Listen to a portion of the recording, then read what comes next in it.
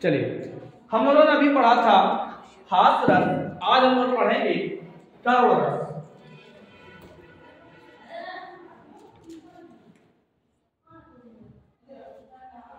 करुण स्थायी भाव है इसका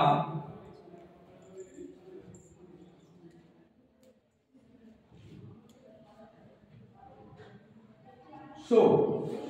करुण का स्थायी भाव क्या है? सो। हालांकि यह है, इसकी परिभाषा देख लेते हैं। परिभाषा अपने प्रियजन, प्रिय वस्तु के अनिष्ट की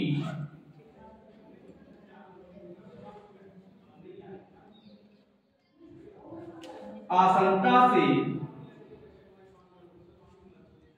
उत्पन्न दुख शोक रस कहलाता है। उत्पन्न दुख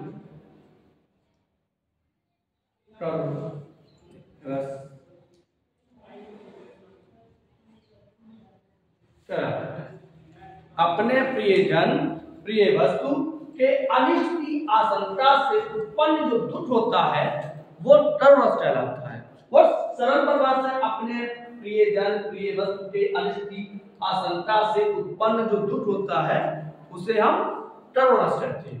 अब देखते हैं, मान चलिए आप मोबाइल लेके आए, नई एक बढ़िया सा सूट पहन के आए और उस मोबाइल आपके हाथ से गिर गया तो उस पर थोड़ी सी स्क्रैच आ गई तो मन लगे ना पढ़ाई में, मन उस स्टेज पे लगे। आप बढ़िया सा 3-4 हजार का सूट लेके आए और कहीं कील का एक फौता सा लग गया, मन लगे ना पढ़ने में, बेर उस फौते को देख लिया पढ़ है।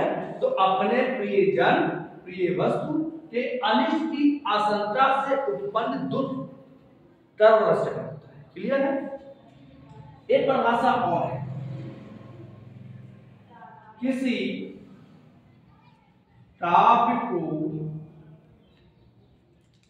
पढ़ने से, किसी दृश्यादि को देखने से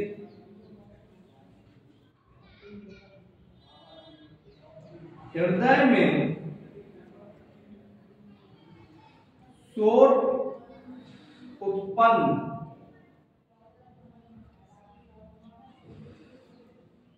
होने के कारण करुण रस।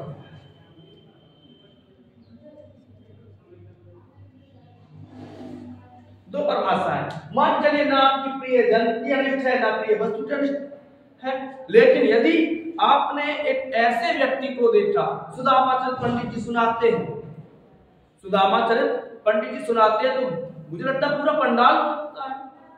हम आपको बता दें कि एक दृश्य चल रहा था महाभारत में, दुशासन द्रौपदी के केशों को पकड़ के खींच रहा था।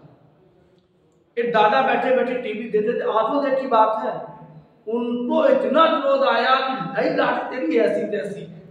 होता क्या है कि किसी काव्य को पढ़ने से, किसी दृश्य आदि को देखने से हृदय में शोक उत्पन्न होने के कारण करुण रस। समझ में आया? चलो देखते हैं। और देखिए, अब आलम्बन क्या होता है, इसके आश्रय क्या होते हैं, इसको बैठ दें। चलो, आलम्बन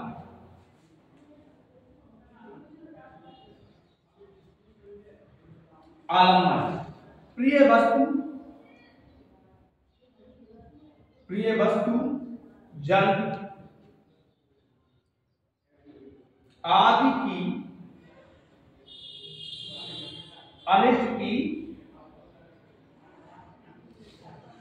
आशंका, यह आलम्बन होगा। भाई मोबाइल टूट गया तो दुख किसको देख के हुआ? मोबाइल उद्दीपन,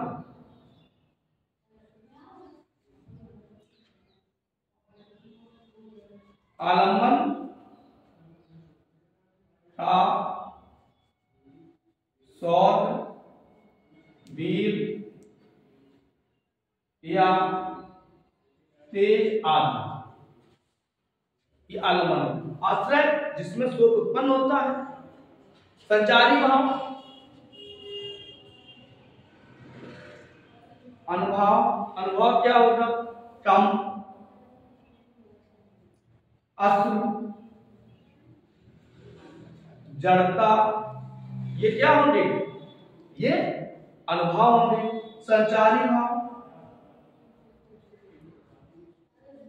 संचारी भाव क्या होगा? विषाद, क्या है? उद्वेग। तो अपने प्रियजन प्रिय वस्तु के अनिष्ट की आशंका आलम्बन होता है। यानी प्रियजन या प्रिय वस्तु आदि जो तुम्हें सबसे ज्यादा चाहता हो उसके अनिष्ट की आशंका। उद्दीपन आलम्बन का स्वर, सोट बिटल रोवे सब रानी। एक उदाहरण देख लेते हैं, इसको बैठते हैं। उदाहरण,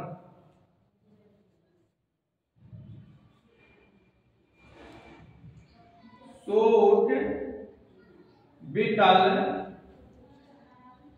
रोवह सब रानी। रूप शील गुण तेज बखानी। सोट बिटल रोवह सब रानी, रूप शील गुण तेज बखानी। सोच से व्याकुल होके राजा दशरथ की सभी रानियां विलाप कर रही हैं। क्या कर रही हैं? विलाप। कैसे? उनके रूप को देखकर, उनकी शील को देखकर, शौर्य को देखकर, वीरता को देखकर, उनके गुणों को देखकर, उनके तेज का बखान करते हुए वो राजा दशरथ के पास रो रही है। दूसरा देख लेते हैं। सोट बिटल रोवह सब रानी, रूप शील गुण तेज बखानी। तुलसी ने लिखा है। आगे देख सुदामा की दीन दशा, करुणा करके करुणानिधि रोए। पानी परात को हाथ छू नहीं,